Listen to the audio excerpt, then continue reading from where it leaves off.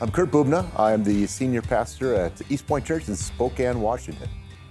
So I got contacted by some of the PD leadership, and they gave me an opportunity, the purpose-driven guys, to actually come to Kigali, to Rwanda, for the All Africa Pastors Gathering. I prayed for about 3 seconds because it's like my heart has always been to come to Africa. During a time of worship, the Lord just gave me this picture of this underground aquifer that was running underneath the continent.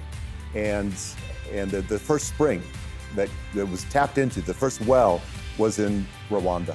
And I believe that there's a stream, an underground, an aquifer running underneath this continent, and anyone in any country who's willing to tap into it and say, okay, God, we're gonna dig a well here because we want your living water to flow, is gonna experience this.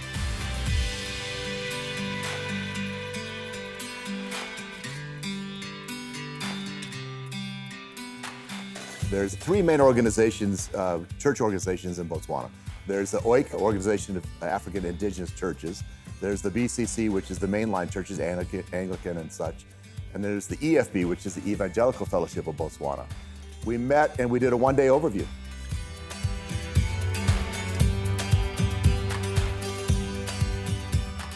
It has been very encouraging for the first time to see the organization coming together, fellowshipping together, share the house together, having one goal, one in unity, and speaking one language. Because they had seen that they can't be the voice of the nation as a church unless or until they are in unity. So I have asked 1,000 questions. I've also read a lot about the country, and it is an amazing country. It really is the Arizona of Africa. Hot, it's dry. It has more cows in the country. There are more cows than there are people. There are only about 2.5 million people in the country. It's about the size of Texas, so people are fairly spread out. Gaborone, which is the capital city we're in now, has about 10% of the population, and it's exploded in growth. Chobe National Park, which is in the northeast, has the largest African elephant population on the planet. The Okavango Delta, which is in the northwest, it's the second largest migration of animals on the planet. Next, I think the Serengeti. So it's beautiful, it's incredible. It's got all this diversity. But one thing you learn about Botswana is that they are incredibly adaptable. They persevere. They've been through great struggles, and yet they stayed the course. And they have that in their attitude towards the church and even towards purpose-driven. Some of us have been in the ministry for quite a long time, and we have pastored a number of churches. And it's easy to get people to be born again, but then to keep them, to disciple them, and then after discipling them, also to send them into the ministry has been a very big challenge. And with these teachings, I tell you, it's like, wow, we have got the key that we have been looking for. It's like that man, you remember the story of the Ethiopian eunuch. He was there reading the book of Isaiah, and the Spirit said to Philip, go join him. When Philip joined him, he had him reading the book of Isaiah. And he said unto him, do you understand what you are reading? He said, no, how can I understand if someone does not explain? And then Philip started there. You see, it was there, but he needed someone. It has been there in the Bible. We needed someone just to come and encourage us, just to come and motivate us, just to come and help us to see a big picture. I knew early on, because as I got to know the people that I'm working with, that they really value dialogue. They value the interaction of African to African. And the first time I came, when we did module 1, I didn't give them enough time. I said, okay, break up in groups, and take 10, 15 minutes.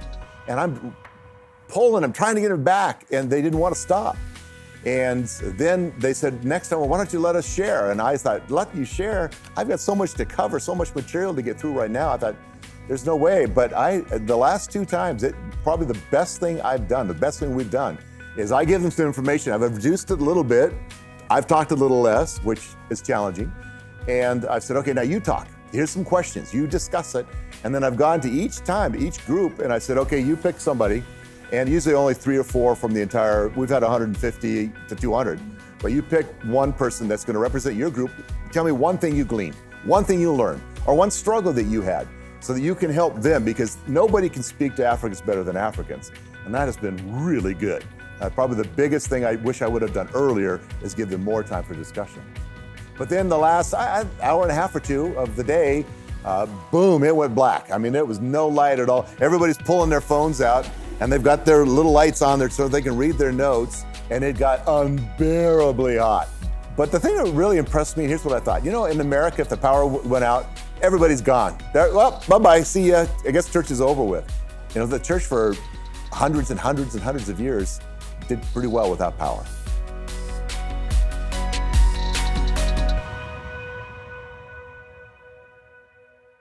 It has been a blessing to have Kate coming in here and taking his time to come and train the pastors. They've been so much hunger for the word and to be trained. As I could be able to tell you that through all the training, every training that we have gone through with Kurt, you'll be able to realize that as a church, we are not doing much.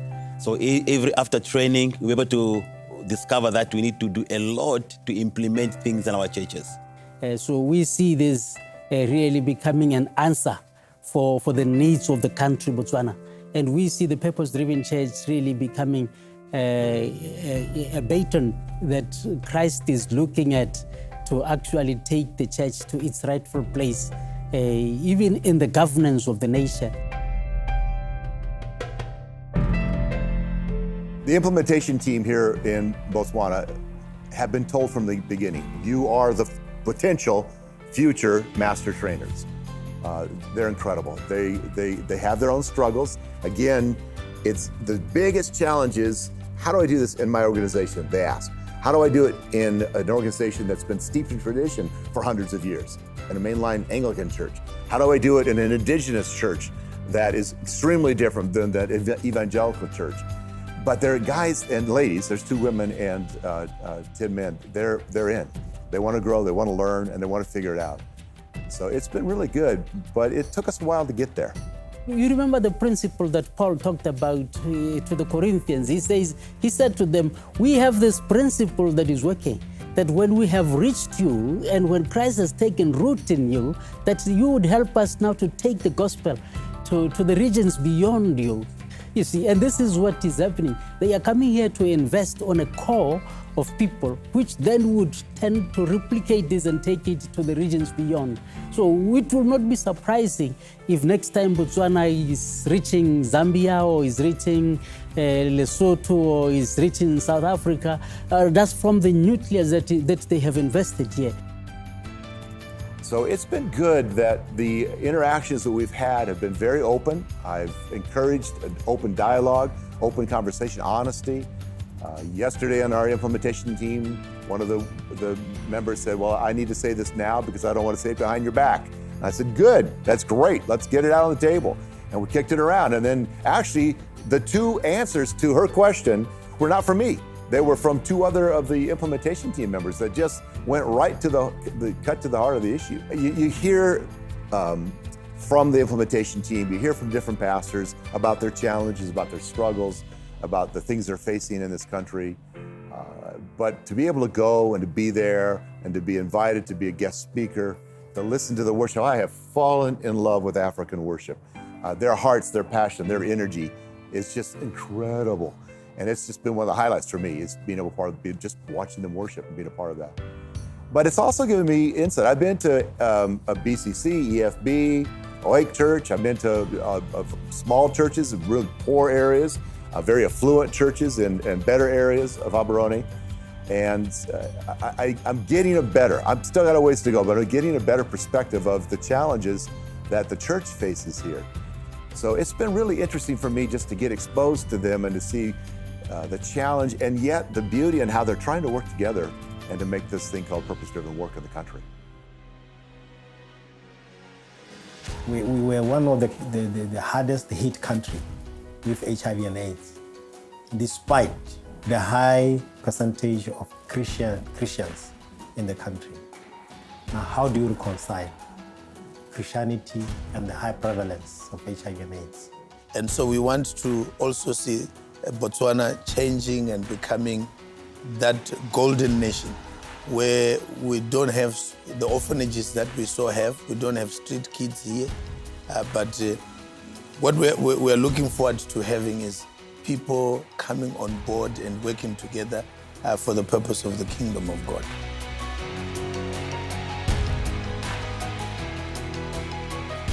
And what's been really exciting for me is that they've got who I am. They understand me, and that our church has invested in them, and I've said it and they get it. They want to invest in others. They want to give away. They've been blessed, they've been the recipient. They say it all the time, they pray it all the time. God, as you have given to us and blessed us from East Point and Pastor Kurt, we want to do that for others. And when I hear that, I just get all choked up, man. I do. It's like, wow, their heart is so there.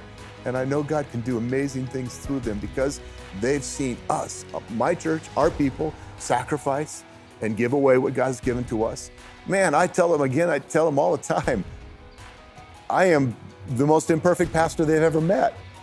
I'm in process still. I haven't figured this all out. I tell them, I can tell you what not to do as much as I can tell you what to do. Don't do that because that's dumb. Tried that, been there. And we have such a great relationship where I say it's okay. It's okay to fail, to grow, to learn, to keep moving forward. And so the church, the pastors, the leaders in Botswana, I truly do believe that 10, 20, 30, 50 years from now, they're going to look back at this time, this experience. They won't remember me, my name, and I don't care. But they'll look back. Remember when God brought Purpose Driven to Botswana? Remember when we learned about the 5 purposes? Remember when we learned how to really be balanced? Remember when we learned how to get outside of our 4 walls and to be evangelistic and to reach? Remember when we learned peace and how it changed? How cool would it be if instead of Botswana being the number 2 AIDS capital on the planet, that they dropped to 8 or 9 or 10 over the next 10 years because of the peace plan? I mean, I can't even imagine the lives that would be. And that's what we're about. That's why we're here. And they get that.